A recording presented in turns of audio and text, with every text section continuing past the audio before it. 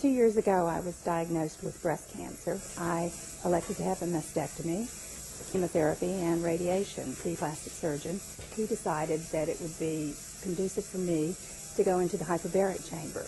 I chose Glendale Adventist. It has been wonderful, absolutely wonderful. The popular convention is that hyperbaric oxygen is only for burns.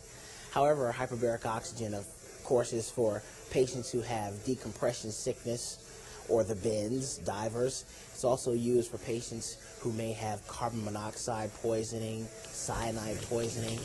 It's used for conditions such as refractory osteomyelitis. It's also used for conditions for wounds that have been very difficult and problematic to heal.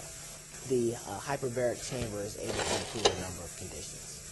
We all live at a pressure of 1 atmosphere, and in our chamber we're able to increase that amount of pressure by 1 or more atmospheres, and by delivering oxygen at the same time we can increase the delivery of oxygen to tissues and to the actual cells. By increasing pressure and decreasing the amount of fluid in the tissues, we're able to deliver oxygen to those tissues, and by delivering oxygen, they're also able to heal better.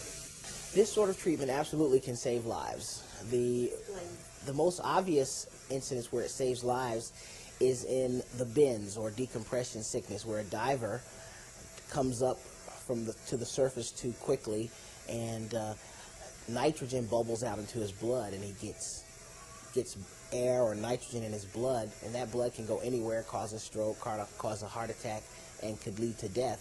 And in that instance, it actually can save a life immediately. In the case of carbon monoxide poisoning, carbon monoxide travels in the blood, and we're able to replace that very quickly, and it can save a life in those instances. In terms of limbs, there are a number of conditions such as necrotizing fasciitis, which can move very rapidly up a limb, which we can control with hyperbaric oxygen and also with antibiotics. The patient is taught how to breathe. They're taught how to clear their sinuses, swallowing and breathing, and then they're put under pressure very slowly. We gradually bring the pressure up. On average, we average 2 atmospheres of pressure, and they stay at that pressure for 60 to 90 minutes. And then when that time is up, we slowly decrease the pressure, and the treatment is done. You experience a little bit of air pressure in the ears, just like you would on an airplane that's going back when you depressurize. But other than that, I've had no.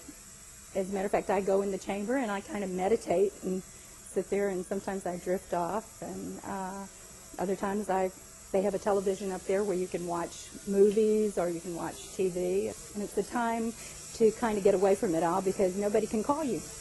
I think that it's a wonderful, wonderful treatment, and I think it should be used on every major surgery type of patient. And breast cancer, and I've had no problems with it, and I'm beginning to look like a beautiful woman again.